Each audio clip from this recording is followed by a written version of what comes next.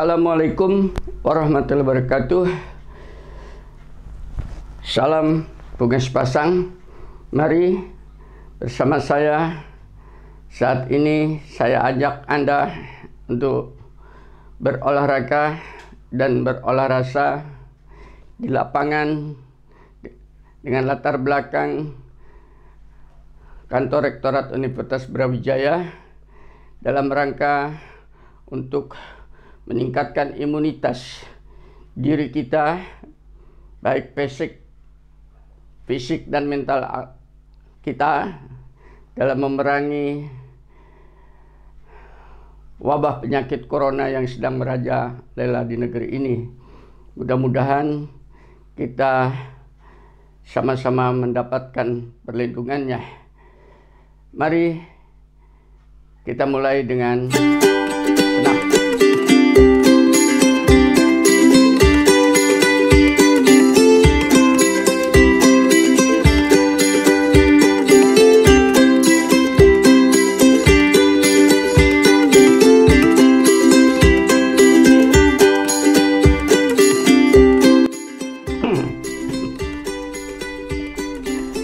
Ketahuilah oleh Anda bahwasannya fisik kita ini adalah merupakan senjata sekaligus alat pertahanan tubuh kita, maka harus dioptimalisasi penggunaannya supaya kita menjadi orang yang sehat.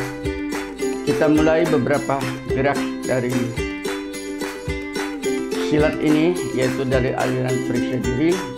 Artinya aliran ini agar supaya kita bisa memproteksi, melindungi diri dari kezaliman orang lain, dan tentunya kita juga tidak mau dizalimi orang lain. Beberapa gerak saya tunjukkan, mudah-mudahan Anda mempunyai minat sebagai bahan untuk pertahanan diri.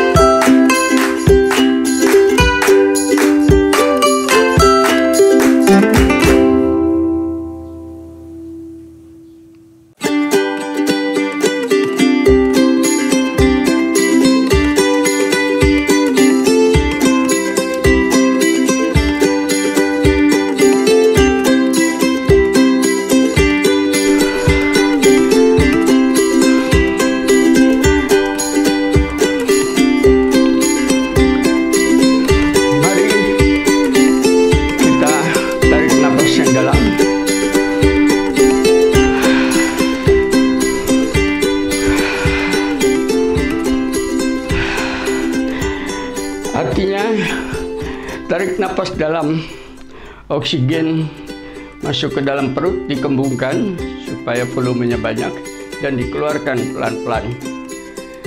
Dan tarik napas yang pendek.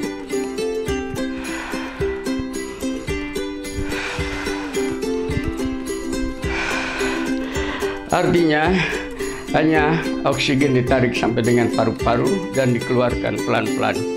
Terus terang, cara pernapasan yang demikian ini sangat bermanfaat untuk menjaga kesehatan, khususnya adalah paru-paru di dalam masa wabah seperti gini.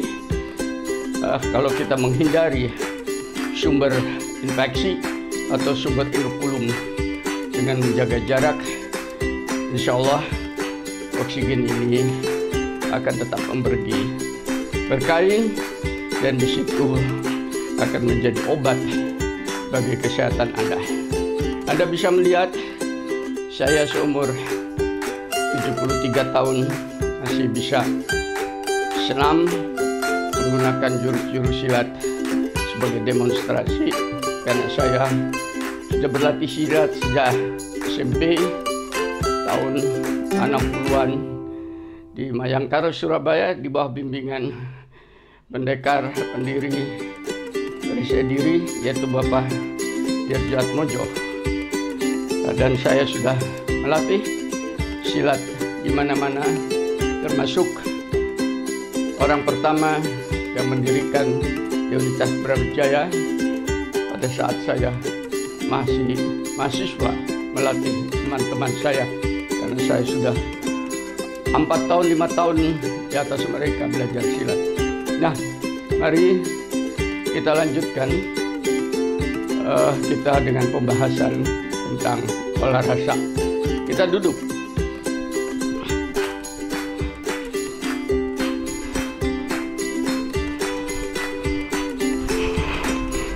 Pada saat duduk, sebaiknya kaki kiri di bawah, kaki kanan ditumpukan di atas, bersimpuh bukan bersilo, karena ini mengandung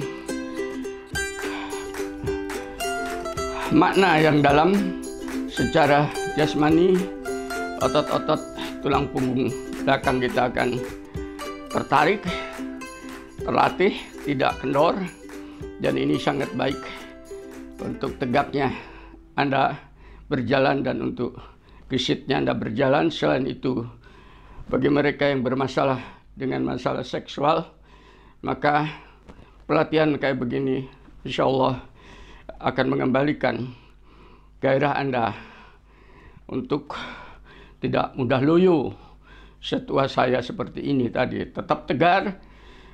Itu tadi karena di sini ada sumber daripada fungsi seksual, itu sulbi wataroib, tulang punggung belakang dan tulang dada wanita itu di situ. Mudah-mudahan ini jadi obat Anda. Sudah 2 obat. Obat kesehatan untuk pernapasan tadi, obat kesehatan untuk vitalitas, dan tentunya obat kecerdasan, yaitu kita selalu respon terengginas, tidak lemot, akan tetapi tetap kreatif. Nah, kita akan memasuki pada kerohanian, dan ini adalah obat rohani. Pada dasarnya rohani kita itulah fungsi daripada seluruh obat. Ketahuilah untuk Anda semua, siapapun yang melihat atau mendengarkan ini, Anda dan saya tidak ada bedanya. Kita dikasih kekuatan oleh Ilahi, yaitu apa yang dinamakan ruh. Ruh dari Ilahi itu dihembuskan atau diberikan, dimasukkan unsur-unsur ilahiyatnya berada di dalamnya, masuk ke dalam ubun-ubun kita waktu kita masih berada di dalam rahim ibu itu tadi.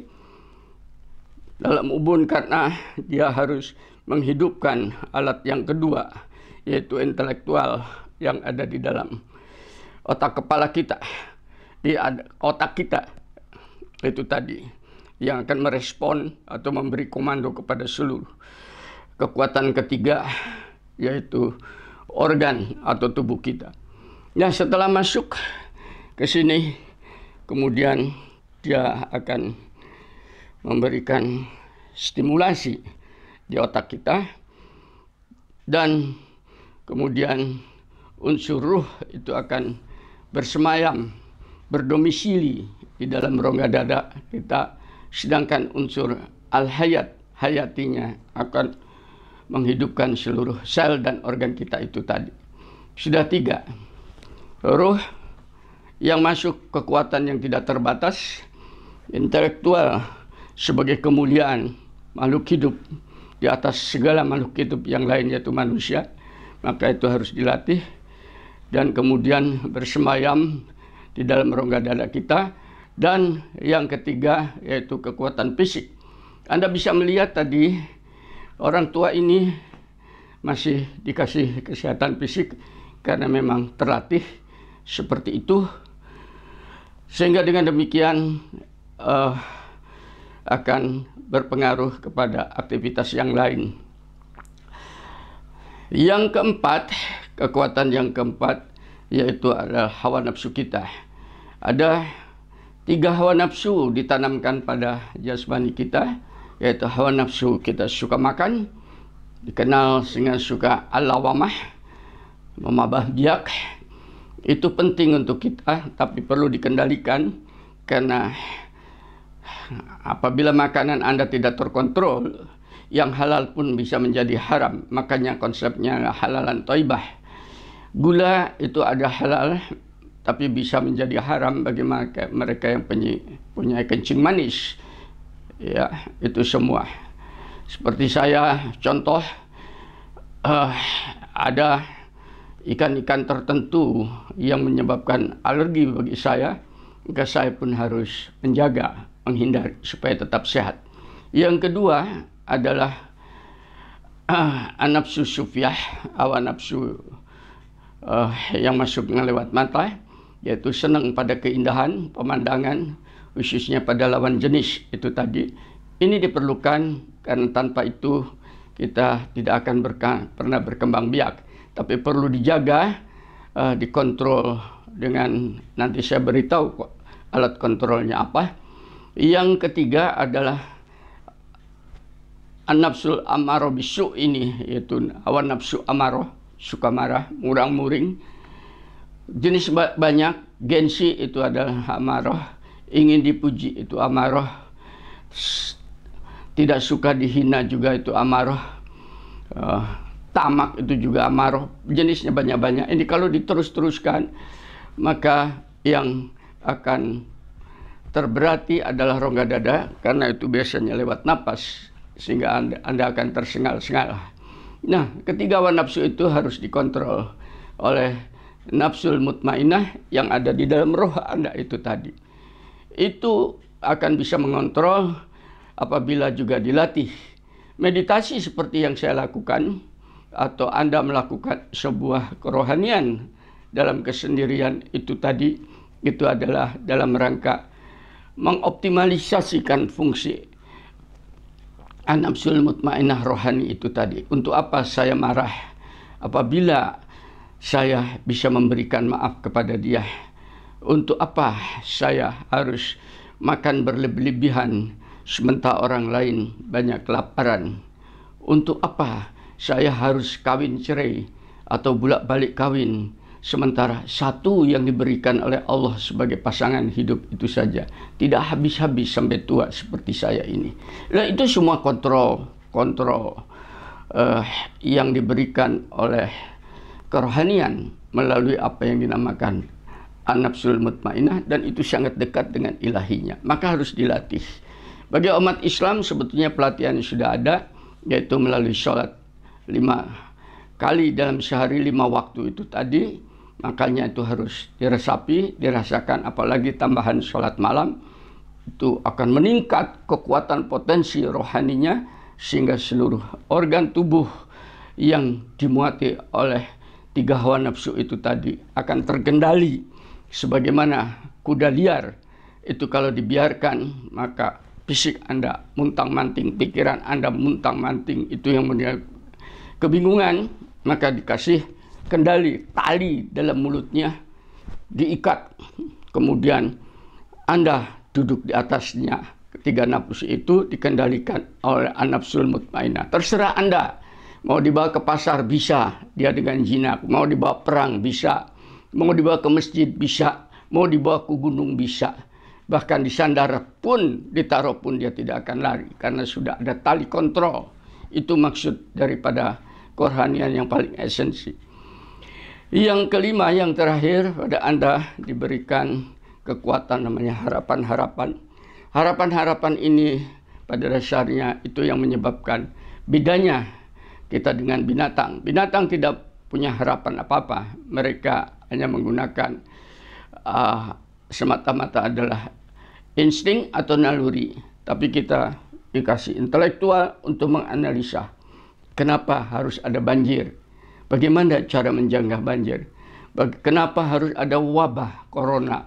Bagaimana kita mengendalikan corona ini agar supaya tidak merebak dan bangsa ini kan hancur, hilang. Banyak bangsa-bangsa yang sudah hilang. Itu kalau tidak ke peperangan, kalau tidak karena cuaca atau alam, bisa juga karena wabah penyakit yang tidak terkendali di dalam populasi masyarakat itu tadi. Bukan Allahnya yang salah, akan tetapi mari kita kembali, kita sendiri yang tidak tahu diri bahwa bumi seisinya ini sudah terberkati dan sudah teridoi, kita hidup di atasnya. Kenapa kita tidak ridho dengan pemberiannya kok menjadi tamak? Kenapa kita tidak ridho kok menjadi angkara murka? Mudah-mudahan dengan apa yang saya sampaikan yang pendek ini tadi menjadi pembuka hati. Karena pada rohani yang sehat itu tadi akan terletak jasmani yang kokoh, yang terengginas, yang mempunyai ketahanan fisik. Itu yang ditambahkan ketahanan mental dan fisik. Kepada Anda yang masih muda, sekarang saatnya Anda melatih diri sebelum datang masa tua Anda. Saya seperti ini bisa usia 73 tahun dan masih bisa bermain silat. Ini tidak ada lain karena sejak saat muda saya sudah terlatih dan tidak pernah berhenti. Pada mereka yang sekarang mempunyai kelebihan rezeki, mari kita berbagi dengan sesama. Itu kerohanian sebetulnya, karena mereka yang terpanggil untuk menyalurkan kelebihan Anda itu, Anda akan terberkati sebelum Anda jatuh kepada pailit. Nanti Anda menyesal.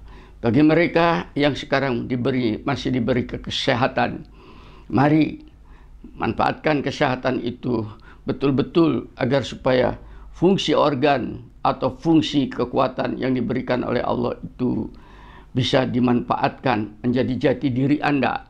Apakah Anda menjadi seorang pemarah? Itu yang dinamakan si fulan pemarah. Apakah Anda menjadi seorang yang belas kasih? Maka itulah si Markodah yang suka belas kasih.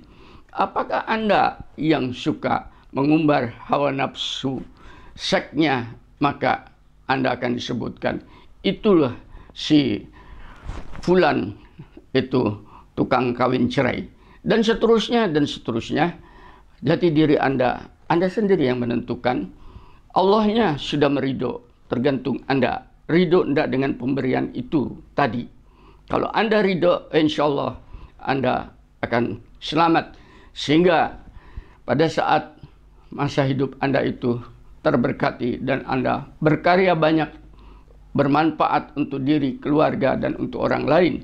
Sebelum Anda didatangi malaikat pencabut nyawa Anda. Sekarang saatnya agar supaya penyesalan tidak datang setelah Anda tidak bisa berdaya apa-apa. Mudah-mudahan uraian singkat ini ada manfaatnya untuk siapa pun yang mendengarnya, khususnya kepada saudara-saudara saya, keluarga perisai diri. Saya termasuk orang senior di dalamnya ini tadi, dan kepada saudara-saudara saya yang sekarang berada di dalam kampus Universitas Brawijaya, generasi di bawah saya yang lebih muda itu tadi. Jadikan seperti saya ini bisa ada manfaatnya untuk menjadi keteladanan, baik intelektualnya maupun fisiknya, maupun kerohaniannya, maupun mentalnya, dan seterusnya.